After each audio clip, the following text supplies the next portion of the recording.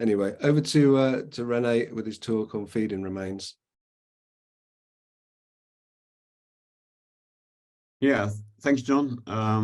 Here we go. Sharing screens. Good morning, everyone. Glad to be able to add something to the symposium.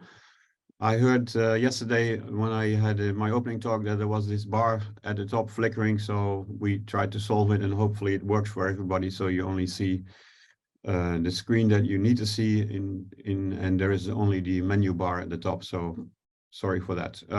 My talk is about food remains, and I struggled with the title because in Holland we have different names for it. In English, it's a lot of people in England I asked said it should be feeding sign is the best title.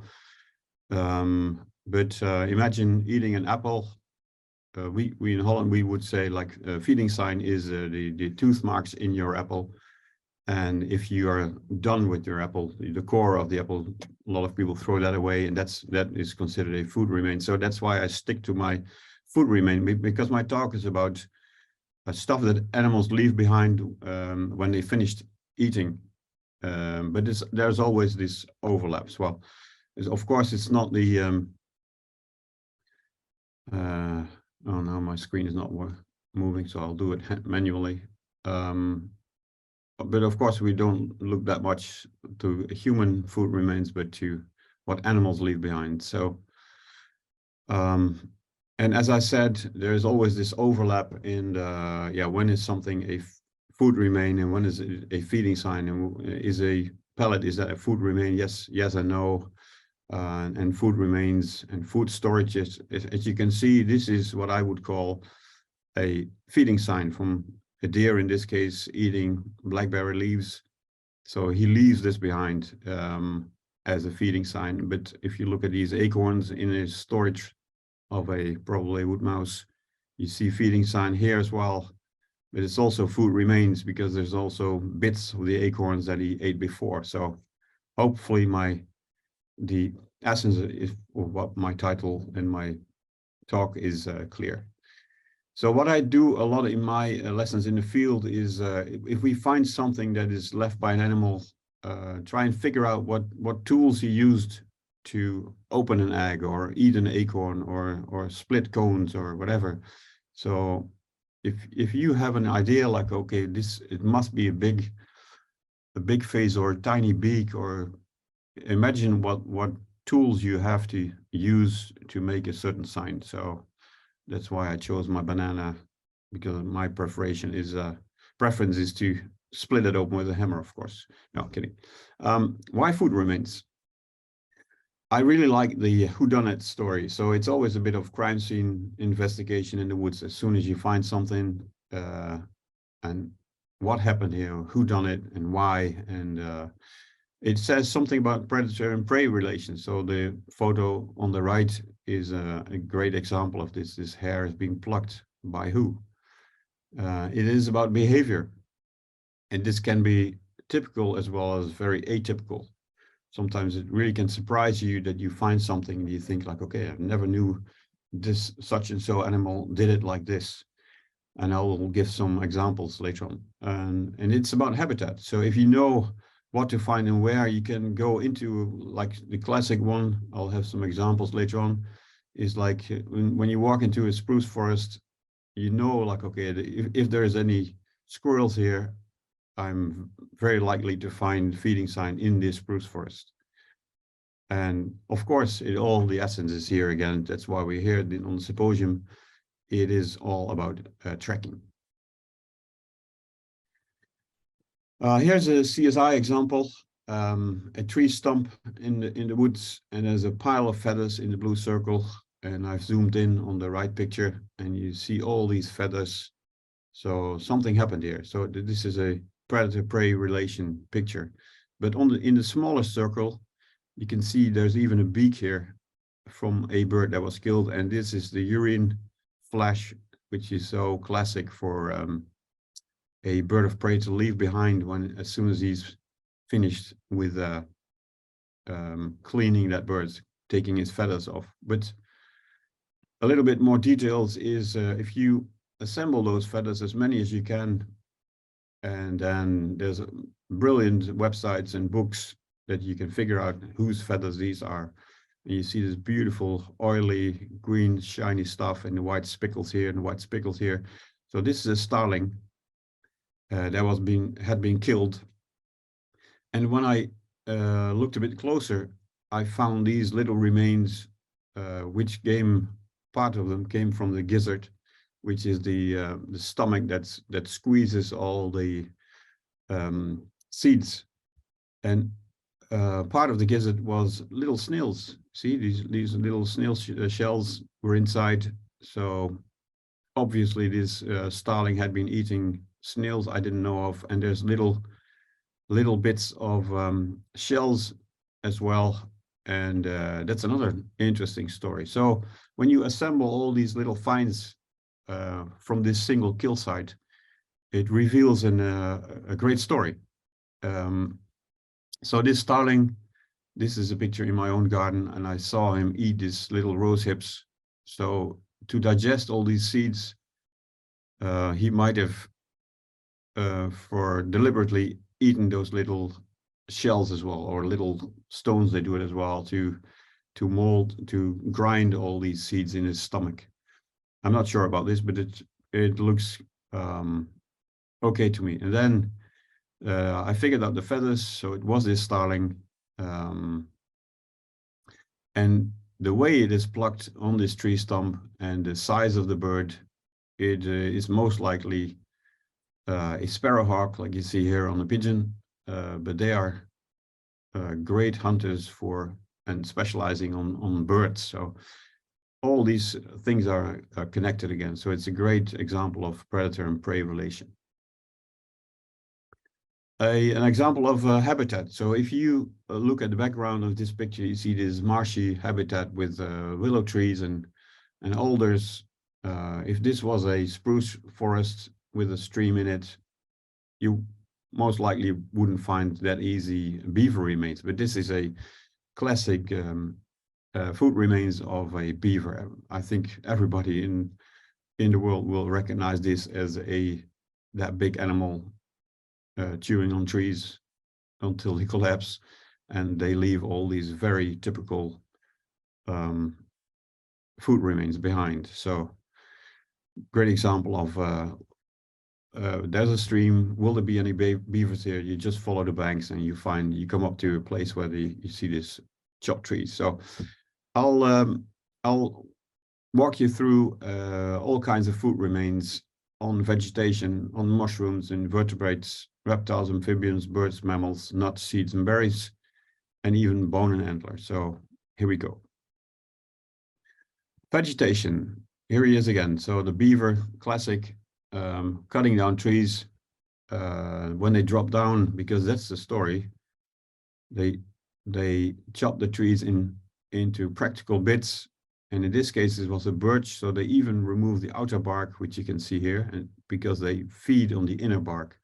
So there's a lot of food remains. So the outer bark is here all over the place. And this is also food remains, because he doesn't eat anything of the wood, but sometimes they still use it to make their lodge. But this is classic beaver feeding sign and also food remains. This is also food remains from beaver. So you see this fresh willow branch, all the side branches are clipped, and then it's the beaver just is after the inner bark of the willow, and the leftovers are all these white stems floating around in the water. So this is a feeding station of a beaver. And this is more what's it called, covered. So if you walk in the forest, of course you see this fallen trees, totally all the bark is eaten. But if you look closely, you see that there used to be a tree here, and this tree was cut into bits by the beaver. So the only remains left behind are the spots where he clipped the tree, he gnawed the tree, and made it into parts. And that's behind here. There was a stream, so he took all these parts to the river, which is safe to feed on, and that's why there's no logs anymore here. So all these logs were removed by the beaver itself. This is a great one. On my last eval just a few weeks ago, I asked about this one. This is also feeding sign from the, I call it the mini beaver. All these little green stems on soft rushes, and it's almost the same behavior as the beaver does. So chopping down soft rushes, they drop, he clips them into little bits, and then he takes them into cover, if he's not into cover yet. So this is all soft rushes. You can see they were clipped here. So this is his little forest, and inside, well hidden, you can see this feeding station. It's almost the same as the beaver does. A lot of droppings in between, and he's after these green stems, so he's eating the green stuff, and these are the leftovers. So the food remains are the white stems, the white core of the soft rushes.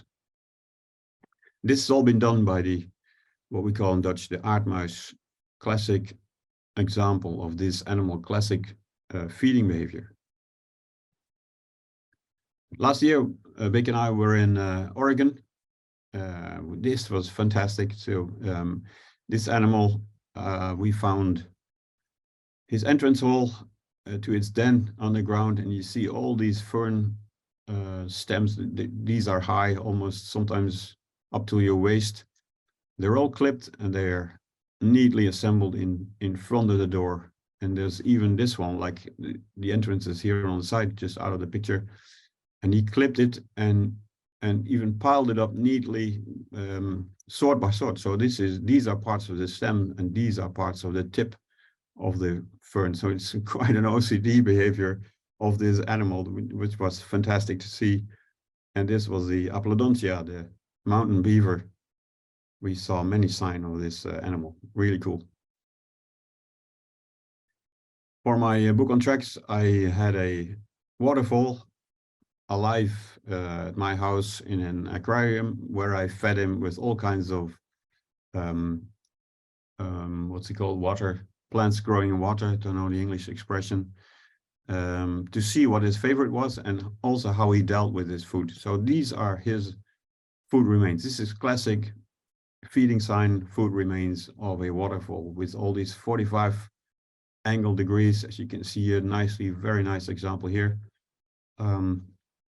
That's how he does it. So he also cuts his food into practical bits, and then he starts feeding in a safe place, and it's very often combined with this latrine. So this is a classic combination of food remains and a latrine from a waterfall. So if you turn that around with that knowledge, you can head out into the field, into the woods, and if you come into an area like this, soft rushes, reeds, older trees, it's marshy area. So if you think, would there be any aardmuis here, the English one, what's his name? Sorry, I forgot. Field vole. Then the only thing you have to do for it is look inside those soft rushes, and you find the little white stems, and you know right away, okay, there's the field vole lives in this area. So it's looking at the habitat, then you know about the behavior, then you can start monitoring, and it's all comes down to tracking again. Yeah, this is a very, very nice example of using your tracking skills to monitor. This is also a cool one. I once went out with a muskrat trapper in Holland, and these are food remains of a muskrat. So he's been eating cattails. He clips the long stems into little bits, and the leftovers just start to float on the water surface. And if you see small islands like this with all little food remains and parts of the rootstocks, classic for muskrats. I like this one too. This is also food remains. It's a bit like chewing tobacco behavior from wild boar. Again, soft rushes. I didn't find it very often, but I did at some points, and you can see they just bite off soft rushes, and then they chew it in their mouth, but they spit it out again. As far as I know, they don't swallow it really, but they chew on it, and then when they're done with it, they spit it out, and you have this clusters of fibers, and then the soft rushy stems attached to it, which you can find in the area where there's wild boar. A cool one too, if you walk in a spruce forest, or in this case, like in a mixed forest with some spruces, you see all these little green tips covering the forest floor. And if you are not aware of this, you'll just pass it without noticing that this is feeding behavior of a red squirrel. So they're after the butts. This is what we call armpits of side branches. So this is where new twigs sprout, maybe also the tips of here, but especially where they have side branches. And the squirrel is after these little buds here. That's his favorite food. And while eating these, he might clip off the little twigs, because it's just, well, if you clip a few buds over here, that's very easy to also bite through the twig, and it drops down to the forest floor. So great sign to look for. Food remains on mushrooms. Yesterday, Diliana had her talk about the snail and slug feeding. So this is in fact a rehearsal, and you can see a nice feeding sign here with long strokes. So it is really done with teeth scraping of parts of the mushroom in this case, and you can also see with the ruler aside that it's quite wide. So this is a squirrel feeding. It's another one that Liliana showed, so this is a repetition again, but beautiful feeding sign of slugs or snails. I'm not sure, but you can see this scooped out little holes, which is totally different than the squirrel I showed in the other slide. And again, this is also a classic example of, okay, what tool was used? If you imagine this being a mouse, then he really has to clip with his teeth, just taking little bits out. It's very atypical for a mouse to do. So this must be a different tool that had been used in comparison to this one, with the long strokes, and it's all these parallel lines. So it's a different tool being used. So in this case, you can forget about slugs and snails. This was a cool one because I had my trail camera aimed at this stump because there was a mud pool close by where wild boar came to wallow and taking a mud bath, and then rubbing themselves against this tree. Beautiful images. I had videos of grunting wild boar rubbing themselves. And then, because my camera was here for 5 weeks, I could even see every time an animal passed, I could see the mushrooms grow and get bigger and bigger, up till this point when this red deer hind came and ate almost half of the mushrooms here. So that was classic. Great thing to see a deer do this. This is another spot, but it's the same example, the same mushroom even. And you can see that they eat the caps only. So the stems remain, and the stems look very frayed, as you can see. Like here, they look like they've exploded. And you can see it here as well. And I've marked one here, a detail here. This is a classic feeding sign from deer in this case. But also wild boar eat mushrooms. Food remains by because invertebrates were eaten. So this is maybe not the nicest picture. It's a bit too light, but I like it because it's a feeding post of a brown rat. There's some scat here, but he had been feeding on snails, on big water beetles, and even a crayfish. So there's a lot of feeding sign from one animal. He's an omnivore, of course, so he's eating all these meaty parts. Here's another one. You can see snails, sweetwater mussels, and there's also a crayfish claw here as well. So it's again a brown rat feeding station with food remains. Crayfish are popular. There's of course quite some meat on them, and you can see a nice crow track aside a crayfish, and the most meaty part is the tail. The most muscles are in the tail, and that's been eaten completely, most likely by this carrion crow.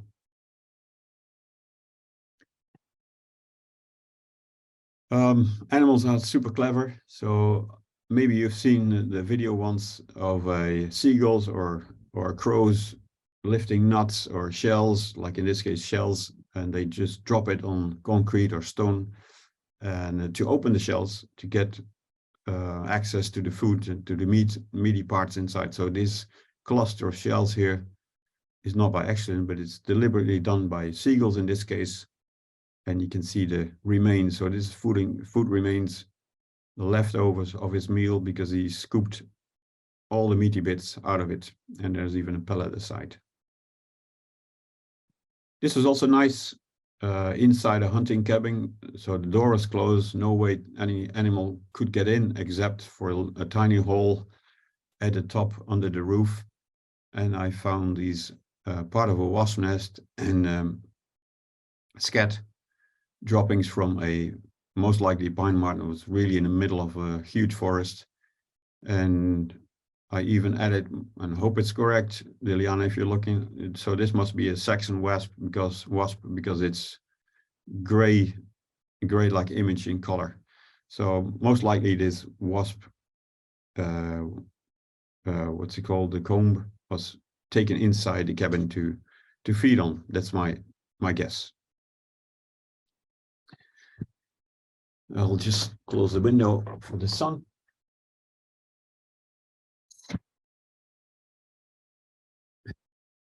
And this was another one. Somebody called me and he found this wasp nest being dug up in the garden, and she put a camera in front of it, and there was a stone marten coming every evening or several evenings feeding on the wasp, which is quite a tricky job. But they really favor the larvae, which are full of protein, and you can see the food remains. So it's really it's hammered, it's destroyed in a very typical way, ripped apart, done by, in this case, a pine marten. And I've seen it myself as well with a stone marten. Sorry, this is stone marten, but both big martens, so stone and pine martens, will attack wasp nest for the same reason, for the larvae. And if I'm correct, Liliana, should be a common wasp, because this is a brown image compared to the other picture, which was a gray. Really cool new details. This is also this gray zone, like, okay, when is something a feeding sign and when is something a food remain? Because this was a huge tree in Slovakia. We were with a group last September. We found many feeding sign of brown bear. And in this case was a rotten stump completely ripped apart by a brown bear. Again, a great story for what tool was used. Look at these big slabs of wood. It takes a real you have to be a powerful animal to be able to do this. So in these big chunks, it's no way for a badger to do this. So these are maybe a meter long. So it's really a powerful, strong animal. So this must be a brown bear for that reason. This is not feeding on the mushroom itself, but larvae inside. And I'm betting this was a blackbird feeding on the insect, the grubs inside. And you can see the beak marks here all over this mushroom. So maybe as a side effect, he gets some mushrooms to swallow, but he's after the grubs inside. You can see little tunnels here as well. Food remains, when we talk about birds, this is one of the classic ones. I hope you found it sometimes in your own situation, your own area. So this is a classic one. I'm pretty sure this was a goshawk eating a wood pigeon. And you can see the beak marks in the sternum. So the sternum is this big flat ridge with the two breast muscles on either side. And that's what they favor. So there's a lot of meat here, of course. So when they eat, if you're lucky, you see the beak marks, these zigzag pattern in the sternum. But that's not always the case. So if you know about that typical feeding behavior, you can see this dead eider duck, and this sternum is completely intact. So as soon as you find this bird, you know, like, okay, if this was a bird of prey, they feed on a dead bird differently. So this, I even literally saw the animals who did this. This was carrion crow feeding on this eider duck. They completely ate all the meat, but they left the sternum intact because their tools are made differently. Really cool to see. Most likely a buzzard is, this was his picnic table. It's in Scotland. What a view. And the photo on the right is a close-up. You can see remains of a feather still in their, what's it called, blood tubes. Other parts of feather, so you can figure out this was a bird and even what type of bird. These are the guts. But he's been here before because this is a jawbone of a mountain hare. So this must have been a favorite plucking post for a buzzard. And these are food remains. He's not after the guts, so it seems. He's not after the feathers, but he's after the meat. And that is gone, of course. So the food remains is only this leftovers. I found these wood pigeons side of a road with a red kite on it. So I knew, like, okay, that doesn't mean the red kite killed the wood pigeon. I think it's a roadkill, but the kite is a carrion eater. So I stopped and had a look, and then you see the beak marks here inside the meaty bits again. So it's great to see this if you're absolutely sure this is a fresh kill or a fresh carcass, and then you can look at the details of what it looks like when a bird of prey has been feeding on it. And this is to me, it was new. The first time I saw it, it was new, like goshawks. Look at this. Beautiful, beautiful bird. And as far as I knew, they only hunt birds and even rabbits and hares. But to my surprise, this goshawk showed up on a roe deer carcass. So they feed on carrion. And when I asked around, some people said they only do it in spring because then the females need extra protein because they have to produce eggs. But I found it, the few times I saw this, always on trail camera, was all year round. So I think they just, if they have a chance to get easy meat, they'll feed on it, but that's my assumption. But at least we are 100% sure that goshawks eat carrion as well on several spots. So it's not a single goshawk who does this. It's just known behavior, so to speak. But to me, it was unexpected. So that's cool too. And that's what I like about trail cameras. Otherwise, you would never have found out that that goshawks eat carrion meat. The same story here. If I see a buzzard, he looks really relaxed, sitting on a pole alongside the highway, just waiting for a mouse to pop up. But I saw this buzzard killing a green woodpecker, which is to me it seems like a really fast bird. And a buzzard always, in my imagination, is not the fastest bird on Earth. They hunt differently, but he is definitely capable of catching bird. And I heard from David Wege that they are also capable of catching wood pigeon, which to me is even a faster bird. But so they manage. And this buzzard was plucking this green woodpecker. Then he was scared and spooked. But I'm pretty sure he returned. But it's interesting to see, to know, like, okay, hey, this was a buzzard, so they are after this new and unexpected behavior, to me at least. Thereafter, they can kill faster birds as well. Fooding remains when reptiles, amphibians, and fish were eaten. This was in the Ardennes, and also a feeding station again. That's my assumption. Maybe a buzzard, I'm not sure. But there were 2 grass snakes and a toad even, and they were all piled up. So this was a feeding station of, I think, a bird of prey. Again, it's about thinking about the tool that was used to feed on snakes. Imagine a fox. If a fox would eat a grass snake, I'm not even sure, but I wouldn't be surprised. But if they do, they have a big mouth, and they can really easily chop up grass snake. So this was quite deliberately done, quite delicately done. That's what I that's what I meant. So in between the ribs, the meat is gone. So it's a different tool. So that's why I think it's a buzzard, but maybe a snake eagle. I'm not sure. I didn't see any other evidence.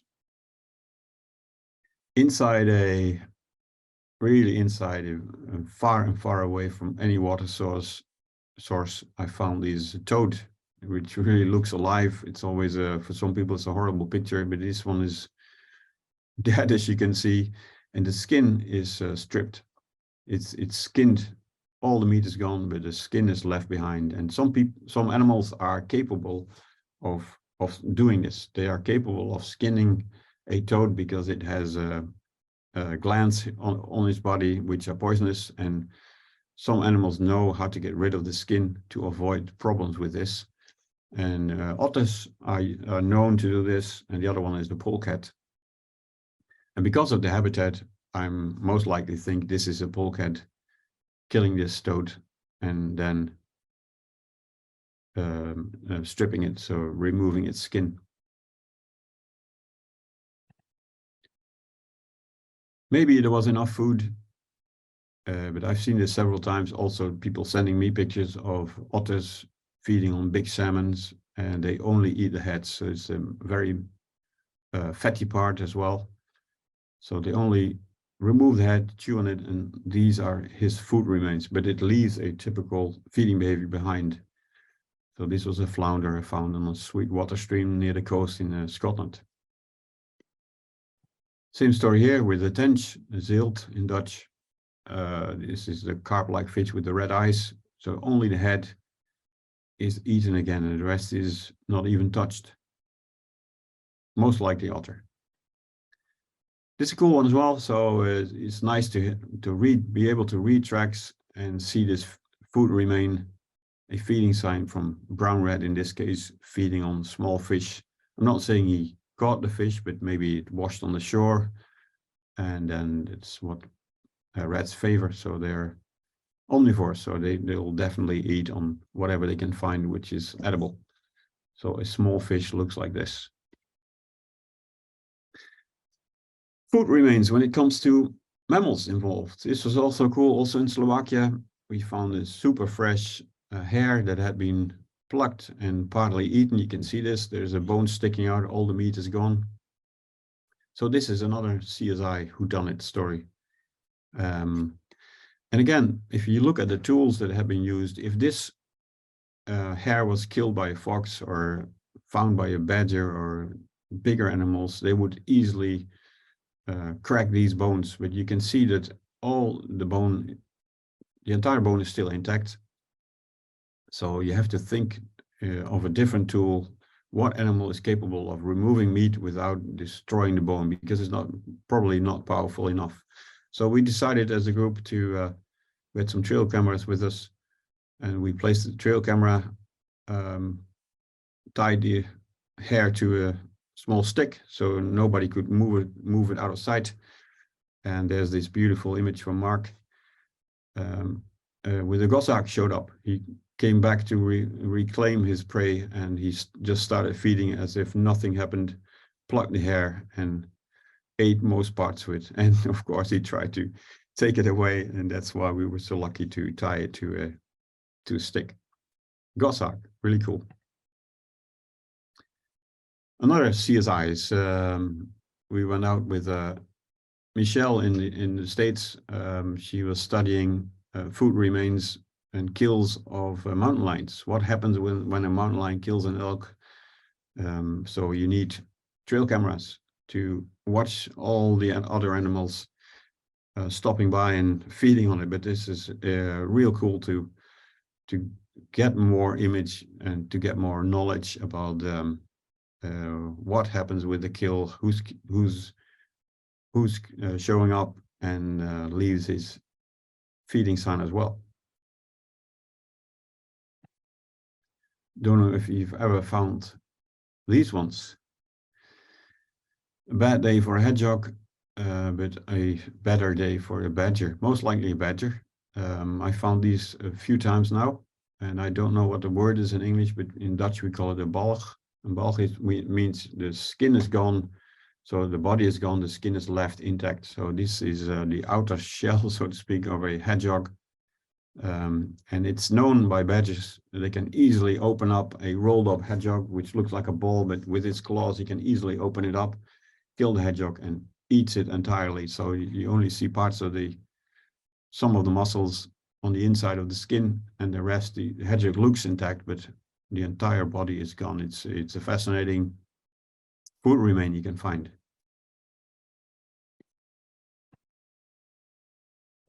Again, a great example of a tool. Think about the tool that was used to feed on this waterfall. Waterfalls don't have that big skull, but it's about this size. So imagine this was a fox, he would easily break it and swallow the entire head if needed. But this one is very delicately opened because this animal was after the brains, because brains is fat. So this was killed by a buzz. It was on a pole anyway, it was plucked. So that's also classic behavior of birds of prey. But in combination with this, the entire skull is gone and all the brains were eaten. So this is a great example of CSI again. So looking at what tools were used, who's most likely done it, and then you end up with something, in this case, like a buzzard. Heads are favorite. So great picture here of Andre. He sent me it once on a pole again, and the head is gone. You see, the meaty, the most fatty part is gone, and the rest is left behind. So it might be a buzzard. I don't know the words in English, torenvalk, or an owl. I've seen it several times now when just the head is removed and the rest of the body is left behind. So this animal wasn't taught by his parents like, eat your plate, finish your plate. And sometimes they are picky. So this mouse, again, on a big pole, like belly height on this pole, we found these guts from a mouse, and this was on the ground. This is the stomach of a mouse, and these are all the guts. And they are deliberately, very specifically taken out of the mouse. So whoever killed the mouse, he didn't want the guts. I've seen it, I've heard it, not seen it, I've heard it from owls. And I've, again, the torenvalk, I don't know the English word, sorry. But they're known to do this. So very delicately taking out the stuff they don't want to eat and eat the rest. Another one, when talking about tools, this is all I found that was left of a sheep, very close to my house, by the way. And the only thing that was left was this part of the front leg, the entire wool and skin, so to speak, nothing else. And just close by, I found the remains of the skull. So imagine this, a sheep head, and the only thing that's left is just some crumbles with some molars. So that means you are powerful for sure. So this is a 100% sure wolf kill. This is a roe deer. It looks like a complete skeleton, but of course you can see the legs are missing, the shoulder blades is missing, the lower jaws. But yeah, it's fun. It's a fun thing to find this intact like this. But you can see there is stuff missing. The ribs are all gone. The hind legs are gone. The front legs are gone. Shoulder blades, and part of the nose, which is classic. That's one of the softest parts of a skull, of a head. So that's where, in this case, I'm pretty sure it was fox who had been feeding on this roe deer. So you see this delicate feeding sign of the ribs. He's absolutely capable of breaking ribs, but he's not capable of breaking these vertebrae. So this is a classic example of fox feeding. Just on the edges, he's capable of chewing off parts of the bones because he's feeding on the meat, of course. And the smell. I mean, if you find this and there's a fox has been there, you can absolutely smell it. Feeding sign on nuts, seeds, and berries. Feeding remains. This is classic. So a lot of people have will absolutely know what this is. This is a red squirrel eating a pine cone. So this is an intact pine cone, and this is the core of the pine cone that's left behind. So this is a nice example of a food remain, and he's after the seeds, the two little seeds inside these scales, and classic for squirrels, red squirrels. I'm pretty sure you've seen it before by yourself. This is a huge pile of spruce cones, also done by red squirrel. Most of the time you see it spread, it's all over in the woods and not a pile like this. So he's been on this favorite feeding post over and over again. So they piled up all his food remains, but classic for a red squirrel. This is different. Could have even have been the same forest, but spruce cones underneath a pine tree, which is already a sign on itself. And they are completely different in the looks. So this is done by a great spotted woodpecker. He uses an anvil to open up the spruce to separate the scales, and so he can get hold of the seeds which are in between. So they totally look different. This is a red squirrel feeding. This is a great spotted woodpecker feeding. But it's also, again, look at habitat. If you enter a spruce forest and you think, okay, if there's any squirrels here, the only thing I have to do, you don't have to look up in the tree or wait for them to show up. You just walk into the woods and check the ground, and you will feeding sign either this or both. And you can have two animals that you're sure of for your monitoring, which are around in the woods. Another bird that uses anvils is the nuthatch. Is a nice example. So these are this is a beech case and a beech nut here.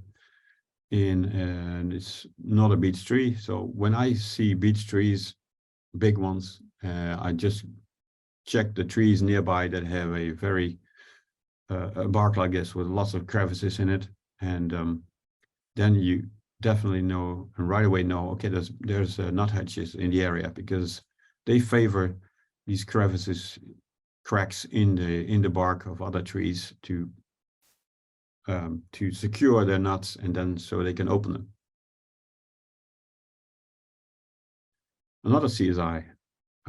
Your attention hopefully was drawn to these white spots here. There's several of them, and a closer look reveals this is all dandelion. So you can still see one of the seed heads here, but all the heads are gone.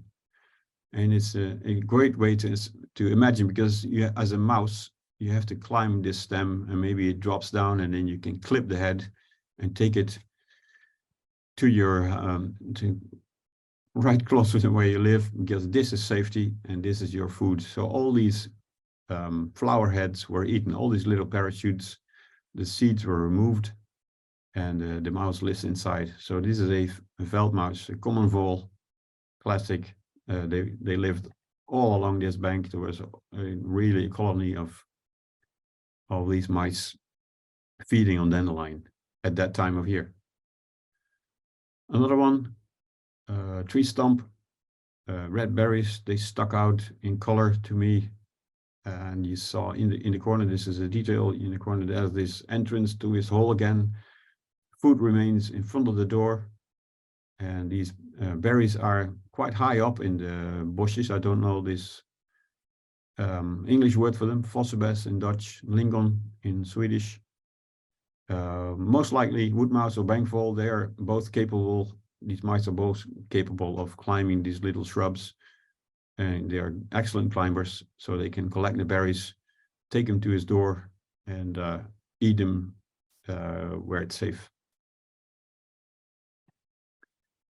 A mouse in general, I didn't care in this case who it was, but you can see these cherry seeds all clipped, neatly clipped in halves, and all emptied. So this is a fantastic food remain of a mouse. Again, always assembled, so it's not spread around in the woods. It's always on a safe place, close to cover, close to an entrance of a hole, where you can find food remains like this. Last bit is bone and antler. even that's edible for a lot of animals. We already touched it briefly with Surin stock yesterday. I once found this red deer, a complete carcass. It was a roadkill in Scotland. And next year I came back to hopefully collect my skull with the antlers on it. And the only thing I found was this skull was still there, but the antlers were entirely gone. It was an arm length. It was a quite a nice antler, I must say, but it was completely gone. And in one of the books I read about deer even feeding on their own antlers because they need the minerals, especially I can imagine this in the Scottish Highlands, which is very lean landscape with heather and grasses and not much else. So I can fully understand that this has been done by the deer itself because they're after the minerals. And there was absolutely no tree nearby, so you can forget about squirrels feeding on this. So I'm pretty sure this was done by the deer itself. Antlers and bones, but especially antlers, are favored by red squirrels, also by mice. I'm still not sure about rabbits and hare. Did some tests, but no results so far. But this is a squirrel in winter. This is somewhere in summer, I guess, looking at the picture. But this is in my garden. I tied the antler on a table because they pick it up and run away. So I wanted to stay on one spot, put my trail camera on it, and I had 2 squirrels visiting every morning, feeding on the antler. So they are really after the minerals, and they leave these fantastic parallel lines because they really favor the antlers. And I also had the bones on the table, but they absolutely favored the antlers. And I added this picture quickly because with Søren we talked about briefly talked about like deer feeding on bone. Well, absolutely, this one looks like he's smoking a cigar or just licking it, but this was in her mouth for a very long time, and she was really chewing on it, shifting it from the left side to the right. Then she dropped it, and there was an entire skeleton. So she picked up the next one, which was a shoulder blade, chewed on that one for a long time, and then she picked up a rib, and that was completely crushed. So you could hear and see this animal swallowing the ribs even. So there's also fantastic new behavior to me. It was, and especially to witnesses, see it live. This is a recent find. I just found it the other week. I've never found a skull before that was so much eaten from. So if this skull had no antler part on it, I would really struggle to say who this was, because you're left with a goose egg sized skull remain. But looking closely, you can see all these parallel lines. So again, a squirrel has been feeding on this roe deer for a very long time. Look at this, the eye socket is gone, the nose is gone. So the only thing is left is this. It's almost a quarter of the entire skull, and the rest is gone. She was even feeding on the antlers, and to my surprise, the antler was still intact. You can see some feeding on the tip and somewhere halfway, but this entire skull is gone and fed on by a squirrel, and you can see it's feeding away layers. So there's a hole already in it. So it's a fascinating find with a prolonged time feeding on bones in this case.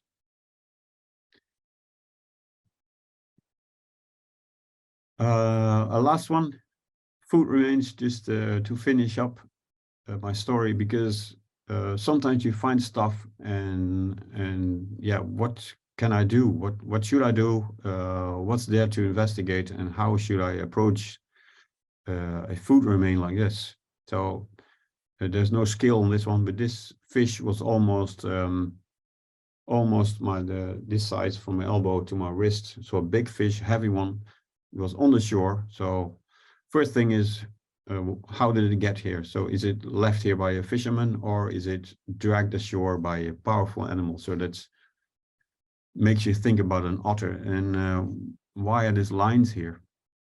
Is that from from nails trying to hold or grab the fish, or turning it over, or it really looks like parallel lines. There's no other lines, so you would hope to see 4 or 5 with an otter, but I'm not sure. And then you see the eye is removed. So what tool? Here's the eye socket. So what tool do you need to remove an eye? And what I see a lot of time with crows, carrying crows, they go for the eyes, because this is only one really soft part they can easily get hold of. So it might have been a carrying crow as well feeding on this. So it doesn't say if you find something it's only done by one single animal. It might be multiple animals, multiple species feeding on it. And then the fatty bits, the back part is whoever did it started to feed on this. Is this, I doubt if this is done by a carrying crow, because it's tough. This is like a harness, but you need teeth for this. And why are there still, what's it called, the spines, the graat in Dutch, why are they still intact? So if you would chew this as say like a fox, it would be very easy to just chew off big chunks of it. But this looks like, what's it called, serrated in English. It's not big chunks of bits, all tiny bits. So someone suggested it might have been brown rat starting to feed on this one. And also another thing to look for is tracks. Not in this case, with all the vegetation, you can forget about tracks, but always be aware. So don't go too fast to your food remains, and before you know it, you step on every other evidence. So keep a distance before you get closer. Look for tracks. Use your nose. Is there any smell? Is there scat around from birds or mammals? And then first take a good look at on this side of the food remain, and then you can turn it over. Maybe there's other evidence on the other side, and then you might come up with a conclusion. And if not, I would pin it to the ground, this fish, and put my trail camera aside, which is one of my favorite things to do with when you see dead animals like this. So again, also in combination with this story with the fish, so always keep it in the back of your head, like what tools were used, what tools should I use to open this or to break this open, or yeah, it can be very delicate like this pincer, or is it bigger, or is it sharp, or is it clipped, or is it broken or hammered or whatever. So it's really cool to keep that in the back of your head when you're on your CSI search. So that's my my final slide. Food remains, head out in the woods, head out in nature, and be curious, observe properly. It's about knowledge, knowledge by yourself or by others who know more than you, or from books, internet, and it's so super useful in monitoring. And it all comes down to tracking, as we started. So thank you very much. That was my input for the symposium. Excellent. Thanks, René. Great collection of photos. Yeah. We've got a few questions, actually, so we could possibly not end up with a break. I think it'd be more important that people get their questions answered. So a question from Christian here: if the beaver is targeting the inner bark, specifically on trees, how are they separating the inner and the outer bark? Well, I don't think they always do. I'm not a beaver expert, but what I noticed was with birch trees, they really it was not by accident, but they deliberately removed the white outer bark, the oily bark, and then they were after the green inner bark. But with willow, I'm not sure. I've never seen it that clear with willow. I think with willow they eat on everything. Unless the tree is really thick and a big bark, so they remove the bark again. But I think they're capable of doing it quite delicate with their teeth and being capable of removing the outer bark and then feeding on the inner bark. Yeah, especially if it's a bit coarser, so to speak, a bit thicker. So you can. Do you think that might have something to do with the tree species as well? As you mentioned, those oils in the outer bark of birch, they might not be that palatable. Yeah, who knows? Because that's always one of my questions. Because sometimes you see them even feed on oak trees, which are said to be very tannic with their tannic acids. I've seen them trying to chop down really big spruce trees with resin all over. So it must be gluey things. Yeah. But yeah, I've seen them feed on all kinds of trees. But of course, they favor, like we all know, like willows and poplar trees. But yeah, I'm not sure. It's a good question. But Brilliant. yeah. And another one from Larissa. You say it's fairly typical that birds of prey defecate the scene after plucking the prey. How do you know the timing of the scat? So could it be that that scat's from an unrelated bird of prey? I think it's a question about aging bird scat as much as anything there. You know, how do you connect the two? It's to me that is a classic feeding sign. Don't know about you, but if I see a plucked birds, especially when they're fresh, so after a rain or whatever, everything is gone. But from that side, that's a part of the evidence. But if you find a fresh plucked bird, in 9 out of 10 cases, I will just see this urine stripe somewhere in a straight line,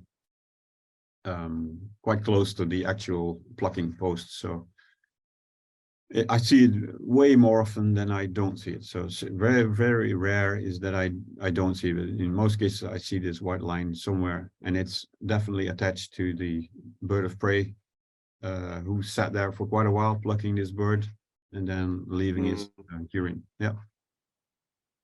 I guess sometimes they find a post and they keep using it, don't they? I remember finding a one in Ireland, which I think was a sparrowhawk, and there were 3 or 4 individual thrushes on there, and I think that it just cleared a whole lot of basically fledged, and I think some sparrowhawk had basically picked them all off at the same time and brought them back to the same spot. So then you would get different ages of scat, wouldn't you? Yeah. Then it's different. Maybe David knows more about this, or Aldrich, but I know I've seen it a few times that you find a plucking post, a favorite plucking post from like a sparrowhawk, and you find several species. So in your case, it was the same species, but then you can see like, okay, this sparrowhawk came here with a robin and then a blackbird and a great tit. You can all piled up feathers, different species, and yeah, if any one of these is fresh, most likely you'll find this urine, what's it called, stripe? Yes, we call it a mute probably when it's in a line like that. Oh, okay, yeah. But yeah, but when it comes to aging, yeah, when it's fresh, you'll find it and it's still wet and whatever. But after just a little bit of rain, it'll be washed and very difficult to see.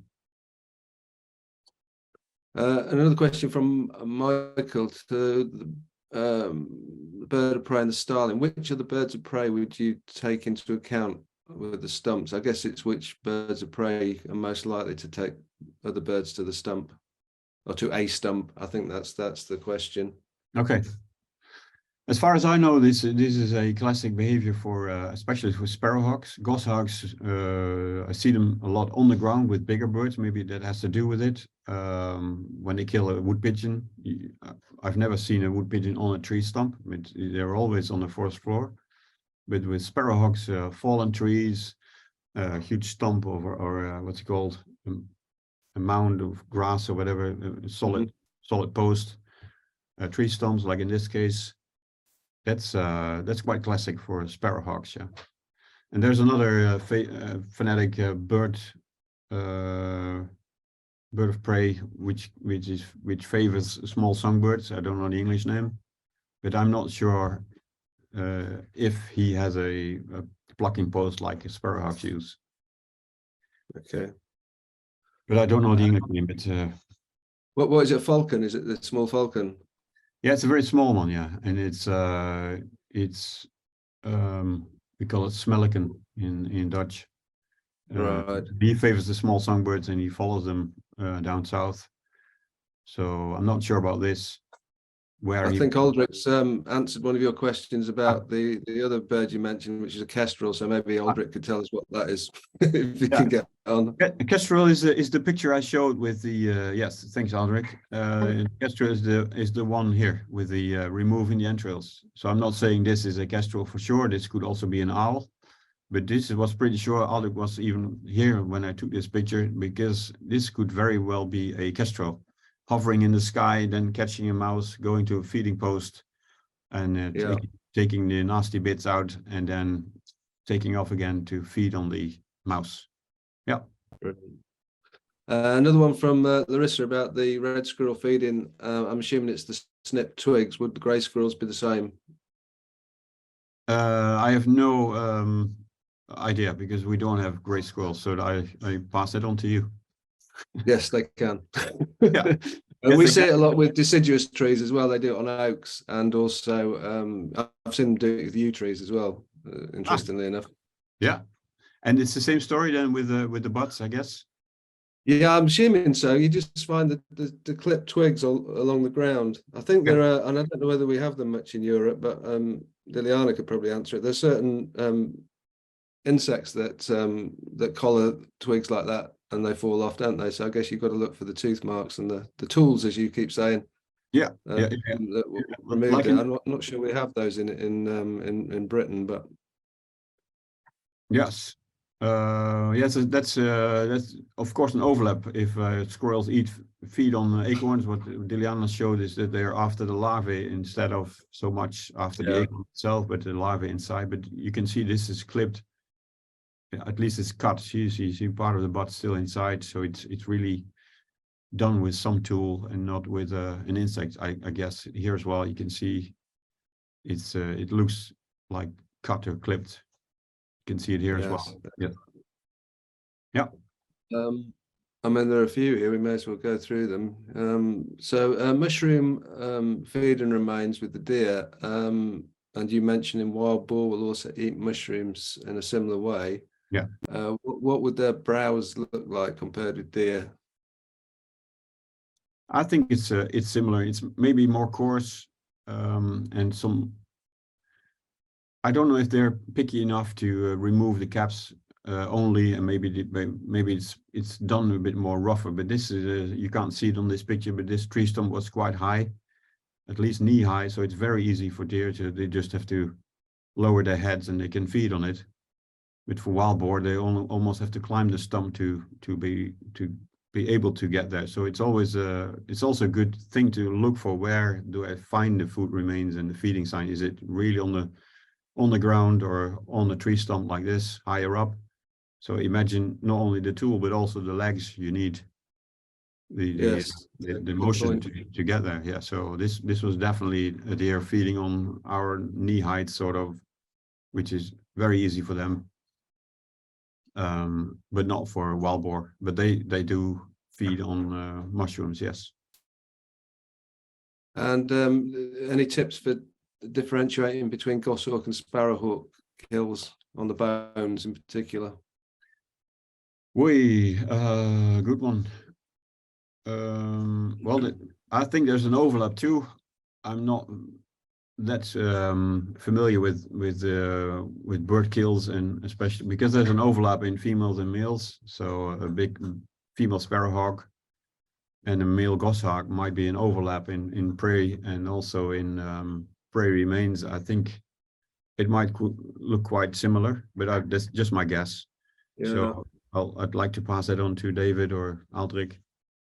We have a colleague, Gavin Chambers, who surveys goshawks in Britain, and he says that you don't tend to get the notching, or at least it's not very deep on the breastbone of sparrowhawks, because they just don't. If it's a big bird like a pigeon, because they can't necessarily break that like a buzzard or a goshawk could. Okay. Yeah. That would help. Yeah. That might be a thing. Yeah, this is well, this was close to a goshawk nest anyway, so you could in a big circle around the nest you could find all kinds of prey remains. So I dare to say this is goshawk, and maybe it's a powerful beak that's done that, isn't it? Yeah, beautiful. Yeah, that's very powerful. Yeah, because the ridge is here, so imagine this beak. He's done some work here. Yes. Yeah. Excellent. There are a couple more. I'll just go through. Sylvia talking about bubo, which I think is the eagle owl. Yeah. Eating hedgehogs. Does that look a little? I mean, how would you know, would you know what that would look like, René? I've never seen it, but I know they favor hedgehogs, and the eagle owls are slowly getting into Holland. Quite a few breeding couples now. I'm not pretty sure. That's an interesting one, because I don't know if they really empty a hedgehog like this, because this, how would you call this in English? Just for me to know. We call it a ball. So it's like if you take a sock out and that's all you're left with. yeah, I don't know whether we have a single word for it. To be honest, I think I would just call it the skin. Yeah. But, yeah. I've seen pretty remains from eagle owls, but the skin looked more ripped in bits. So it was still intact, but it was not like a coconut like this one. So it was more like a flat piece of skin with it was really ripped. I like your analogy with tools, because you can imagine that being the only real damage that's done, and then the head goes in. Whereas I guess a bird of prey is going to have to work a little bit harder to get in there. Yeah, but I definitely know that the eagle owls favor like hedgehogs, easy to catch, and they make a lot of noise, so it's it's not hard for them to yeah. But yeah, the ones I saw, but I can Hans is a guy in Holland who studies eagle owls on the border with Germany, and he's sent me pictures of hedgehogs, but the ones I saw, it was, as I said, they were torn apart and not like this coconut shell. Yeah, brilliant. There are a few more there, René, that you might want to look at, but it's yeah, it's time to move on. Moving on, we should probably move on to Thomas. Over to France. Yes, I'm happy to answer any questions in the chat, so no worries. Yes. Brilliant. Thank you very much, René. That was brilliant. Yeah, well done.